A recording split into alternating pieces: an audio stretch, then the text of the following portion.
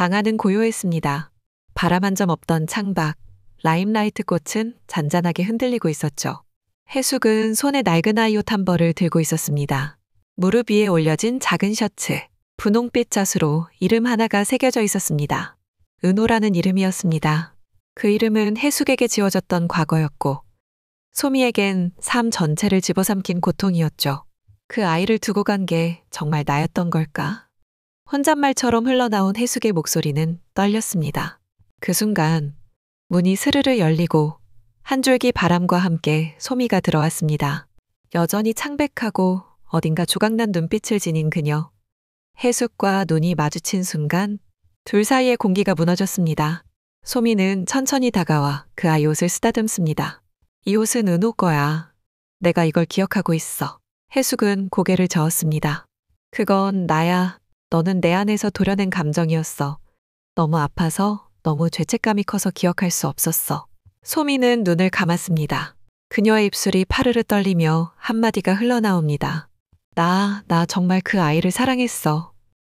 그 아이 없이는 단 하루도 못 살았어. 잠시 침묵이 흘렀습니다. 그때 해숙의 손이 소미의 손 위에 얹어졌습니다. 그러니까 넌 나였고 내가 끝내 품지 못한 내 마음이었구나.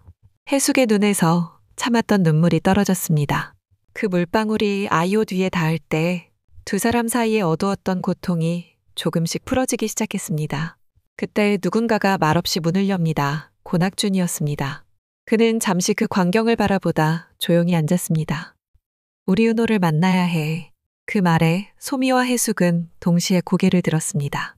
센터장이 전한 말이 낙준의 머릿속을 맴돌았습니다. 이혜숙님도 환생 자격을 얻으셨습니다. 고낙준 씨와 함께 이번 생이 아닌 다음 생에서 다시 만날 수 있겠죠. 낙준은 혼란스러웠습니다. 이번에도라니요? 센터장은 조용히 웃었습니다. 두 분은 몇 번이고 이미 서로를 찾고 있었습니다.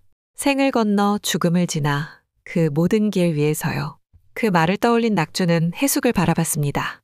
그리고 물었습니다. 만약 우리가 다시 태어난다면 당신은 나를 다시 사랑해 줄 수 있을까? 해숙은 미소를 지었습니다. 당신이 나를 다시 찾아와 준다면 나도 다시 당신을 알아볼 거야. 잠시 후 해숙은 낮게 속삭입니다. 솔직히 말해도 돼? 뭔데? 늙은 와이프랑 여기서 평생 사는 게 좀 그랬어? 낙준은 푸흐 웃었습니다. 그럼 다음 생에 젊은 와이프로 다시 만나자. 둘은 함께 웃었습니다. 그 웃음은 오랜 세월 묵은 상처 위에 내려앉은 따스한 봄볕 같았죠. 그 순간 해숙은 조용히 말합니다. 당신 나 아직 예뻐? 낙준은 대답했습니다. 당연하지. 지금도 그때도 다음 생에도. 그들의 눈빛은 서로를 오래도록 바라보았습니다. 그 안에는 수많은 인생과 말하지 못한 후회, 용서, 사랑이 뒤섞여 있었습니다. 소미는 천천히 눈을 감고 있었습니다. 그녀는 해숙과 낙준 앞에 서 있었고 마치 모든 것을 정리한 사람처럼 말없이 입술을 달싹거렸습니다. 이제 나 사라져야 하는 거지? 해숙은 그 앞에 무릎을 꿇었습니다. 자신의 일부였던 존재, 하지만 끝내 품지 못했던 고통의 그림자. 미안해. 널 버리고 살았어. 네가 이렇게 아픈데 난 그저 살아남고 싶었을 뿐이야. 소미는 조용히 웃었습니다. 그 웃음 속에는 슬픔과 이해가 동시에 담겨 있었습니다. 나도 알아. 그게 생존이란 거잖아. 우린 그렇게라도 살아야 했으니까. 낙주는 두 여인을 바라보다 조용히 말을 꺼냅니다. 소미, 네가 사라진다고 해도 넌 우리 기억 속에 남을 거야. 소미는 고개를 저었습니다. 아니, 난 기억이 아니야. 난 감정이었어. 너무 아프고 너무 슬퍼서. 해숙 언니가 버릴 수밖에 없었던 감정. 그녀는 자신의 가슴을 조용히 두드립니다. 이 안엔 은호를 잃은 절망, 나 자신을 용서할 수 없었던 분노, 그리고 당신을 향한 사랑까지 다 있었어. 소미의 몸에서 빛이 퍼지기 시작했습니다. 천천히, 그러나 분명히 그녀는 무너지는 게 아니라 정화되고 있었습니다. 해숙은 두 팔을 벌려 그녀를 안았습니다. 눈물은 모두의 눈에서 흘렀습니다. 잘 가. 그리고 고마워. 너 없이는 내가 나를 이해할 수 없었어. 소미는 마지막으로 낙준을 바라봅니다. 당신도 미안해요. 나만 사랑받고 싶었던 그 욕심, 그래도 날 안아줘서 고마웠어요. 그리고 소미는 사라졌습니다. 그 자리에 남은 것은 바람 한 줄기와 조용한 평화만 남았습니다. 그날 밤, 짜장은 낙준을 찾아왔습니다. 늦은 밤의 교회. 흔들리는 촛불 아래 그가 말문을 엽니다. 은호는 내가 쫓아냈어요. 고개를 숙인 짜장은 깊은 한숨과 함께 말을 이었습니다. 전생의 기억이 조금씩 돌아왔습니다. 나는 개였고 배가 고파서 교회 근처로 갔어요. 거기서 은호를 받고 그냥 짖었어요. 어린애는 무서워했죠. 낙주는 주먹을 불끈 쥐었다가 놓았습니다. 그래서 아이는 도망쳤고 그게 마지막이었어요. 짜장은 고개를 들지 못한 채 엎드려 옵니다. 죽을 죄를 지었습니다. 낙주는 짜장의 어깨를 조용히 잡습니다. 넌 그냥 배고팠던 짐승이었을 뿐이야. 죄는 사람의 몫이야. 바로 그 시각 강정구는 천국의 문 앞 센터장과 마주하고 있었습니다. 너도 이제 기억났지? 강정구는 고개를 끄덕였습니다. 아이를 보육원에 넘기고 수수료를 받았지. 은호도 그중 하나였고. 센터장은 강정구를 바라보며 묻습니다. 지옥을 선택하겠나? 강정구는 웃었습니다. 그게 더 나을지도 모르지. 근데 그 전에 난 사과해야 할 사람이 있어. 그는 고개를 들고 정면을 응시합니다. 며칠 후 해변가에서 강정구는 낙준 앞에 무릎을 꿇었습니다. 우리 은호 내가 죽였어요. 날 미워하세요? 날 때리세요. 날 기억에서 지워버리세요. 낙준은 말없이 그를 바라보다 한마디를 남깁니다. 그 아이는 그 누구의 잘못으로도 단정할 수 없는 길을 갔어. 하지만 내 죄는 너 스스로 짊어지고 살아. 그리고 조용히 등을 돌립니다. 그날 이후 강정구는 다시는 천국에 나타나지 않았습니다. 그가 간 곳이 어딘지는 아무도 모릅니다. 다만 그날 이후로 바람은 더 조용히 불었다고 전해졌습니다. 은호의 모습은 이제 더 이상 아픈 기억이 아닌 새로운 시작을 알려주는 빛처럼 느껴졌습니다. 소미가 사라진 자리에 그는 조용히 나타났습니다. 그의 눈동자엔 지난 시간의 고통이 아닌 깊은 이해가 담겨 있었죠. 엄마, 그 한마디는 해숙의 심장을 움켜쥐었습니다. 그녀는 떨리는 손으로 그 아이의 얼굴을 만졌습니다. 은호야, 정말 너니? 엄마가 정말 미안해. 목사로 다시 태어난 그는 조용히 웃으며 고개를 끄덕였습니다. 엄마가 떠났을 때 난 무서웠고 춥고 많이 울었어. 해숙은 말합니다. 그래서 너를 지울 수밖에 없었어. 안 그러면 살 수 없었거든. 알아, 나도 이제 이해해. 그게 엄마의 방식이었고. 난 그럼에도 엄마가 좋았어. 해숙은 주저앉고 말았습니다. 손을 내밀어 아이의 손을 꼭 잡았습니다. 그렇게 살았는데 미안해 은호야. 그날 장난감 사달라고 조르던 너를 진심으로 혼낸 내가 그게 그렇게 클 줄 몰랐어. 은호는 해숙의 머리를 조용히 안으며 말합니다. 엄마, 날 놔줘요. 난 이제 괜찮아요. 해숙은 말합니다. 정말 괜찮은 거야? 응, 난 다시 태어날 거야. 기억은 사라지겠지만 마음은 남아. 그러니까 엄마도 이제 잘 살아. 그 말에 해숙은 처음으로 죄책감 없이 눈물을 흘렸습니다. 목사는 낙준을 향해 다가가 조용히 말합니다. 아버지, 우리 다음에 다시 만나요. 그땐 꼭 웃는 얼굴로. 낙준은 아이를 꽉 안아줍니다.